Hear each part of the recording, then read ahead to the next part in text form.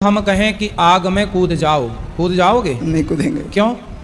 जब इंसान कुछ बुरा करने होता है पहले जो हम पूछ रहे हैं उत्तर दो। हम आपसे कहें आग में कूद जाओ, कूदोगे? नहीं कूदेंगे। क्यों नहीं कूदोगे?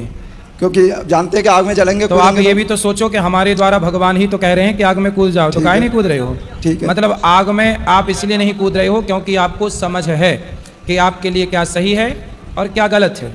उसी तरह भगवान ने आपको पागल बनाया होता तो अलग विषय था, पर आपको समझने की बुद्धि दी है ना।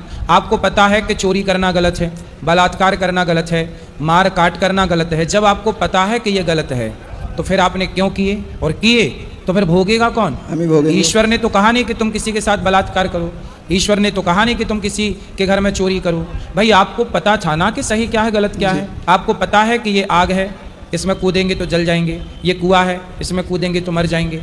आपको जब पता है सही गलत का, तो फिर दोष आपका हुआ ना, ईश्वर का कैसे हुआ? लेकिन प्रभु जी फिर भी परिस्थितियां ऐसी बन जाती हैं। आज भी केस देखने को आते हैं कि महिलाएं जल रही हैं जिंदा, या कोई आत्महत्या कर रहा है डिप्रेशन में जाके, या कोई परीक्षा में फेल हो गया। हाँ। तो परिस्थितियां वैसी बन जाती हैं कि इंसान करने पे मजबूर हो जाता है। क्यों ऐसी बनाते हो? परिस्थितियां बनाने वाला कौन है?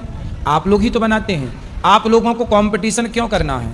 जो इसलिए तो ईश्वर ने कहा है, ईश्वर का विधान कि गौधन गजधन बाजधन और रतन धन खान, जब आवे संतोष धन सब धन धूरी समान। जितना पढ़ लिया, जितना कमा लिया, जितना पा लिया, उतने में संतोष रखे व्यक्ति तो कभी डिप्रेशन की बीमारी ही ना हो। असंतुष्ट है इसलिए तनाव है, चिंताएं हैं, डिप्रेशन है। यदि व्यक्ति संतुष्ट है तो बताओ सुखी है कि नहीं? अब देखो ये साधु बैठे हैं हमारे ध्रुवदास जी महाराज, ये पेड़ के नीचे भी सो जाते हैं, ये महलों में भी रह लेते हैं और घास की झोपड़ी में, इन्हें कुछ चाहिए ही नहीं, इसलिए ये सुखी हैं। पर आपको सब कुछ चाहिए पर है कुछ नहीं तो आप दुखी हैं। आपके पास भी कुछ नहीं है, साधु के पास भी कुछ नहीं है। फर्क इतना है कि आपके पास कुछ नहीं है पर पाने की इच्छाएं हैं, पर साधु के पास कुछ नहीं है पर कुछ पाने की उसके अंदर इच्छा ही नहीं है, इसलिए वह सुखी है, आप दुखी हैं। तो प्रभु जी फिर इस चौपाई का क्या मतलब हुआ? मैंने एक चौपाई पढ़ी थी कि जाको प्रभु दारुण दुख दें बाकी मति पहले हर लें। भगवान को जैसे दुख देना होता है उसकी बुद्धि पहले भ्रष्ट कर देते हैं। ठीक है, तो फिर इंसान के हाथ में खा रहा है कुछ। विनाश काले विपरीत बुद्धि, जब नाश मनुज पर छाता है पहले विवेक मर जाता है। सुनो, जब व्यक्ति भगवान के बताए रास्ते से भटक जाता है, जैसे दुर्योधन ने साड़ी खींची द्रौपदी की, खिंचवाई दुशासन से, चलो दुर्योधन ने गलती की, दुशासन ने भी गलती की, पर भगवान ने एक मौका दिया। भगवान शांति दूत बनकर गए थे कि पांडव को 5 गांव दे दो, यदि मान लोगे तो आपका विनाश नहीं होगा।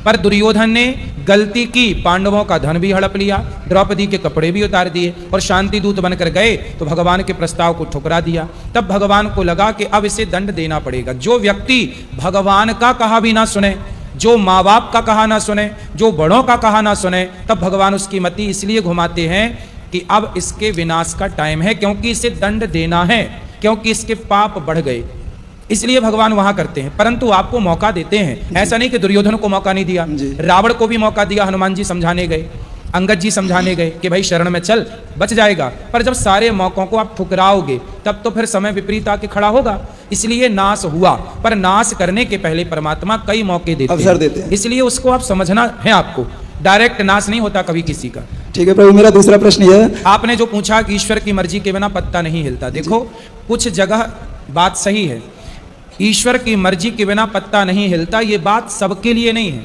अब सुनो, भगवान कण कण में रहते हैं, तो कण कण में भगवान रहते हैं, रहते तो हैं, पर सबको दिखते थोड़ी हैं कण कण में, देखने वाला कोई करोड़ों में एक होगा। उसी तरह ईश्वर की मर्जी के बिना पत्ता नहीं हिलता, ये बात उनके लिए है जो ईश्वर पर भरोसा करते हैं। अब मैं ईश्वर पर भरोसा करता हूँ, जब मैं ये मानूंगा कि परमात्मा की इच्छा के बिना पत्ता नहीं हिलता, तो जब मैं ये जानता हूं कि सब ईश्वर की मर्जी से है तो मैं गलत करता ही नहीं। अब आप गलत करें और फिर कहें कि ईश्वर की मर्जी के बिना नहीं होता, तो सुनो, सारे ज्ञान सबके लिए नहीं है ना। इसलिए कहते ना, सत्संग सुनने का, कथा सुनने का अधिकारी कौन? सब अधिकारी नहीं होते, समझो। अब बताओ, परमाणु बम पाकिस्तान के पास चला गया, क्या वो अधिकारी था?